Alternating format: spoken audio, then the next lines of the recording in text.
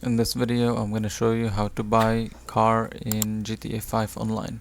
So first you want to click on the up arrow on your keyboard to open your phone. Then go to internet, hit enter. Over here you want to go to travel and transport.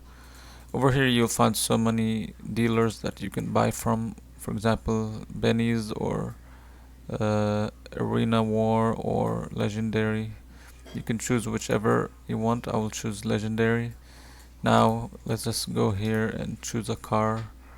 Here's the prices, and let's go and see the lowest price.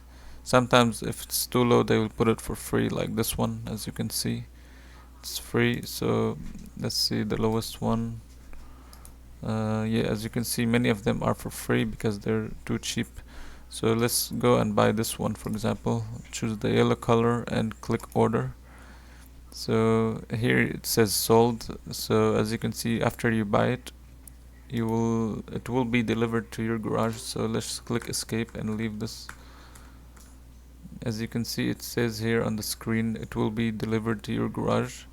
So make sure before you buy a car that you have a property, because if you don't have a property, you won't be able to buy this car.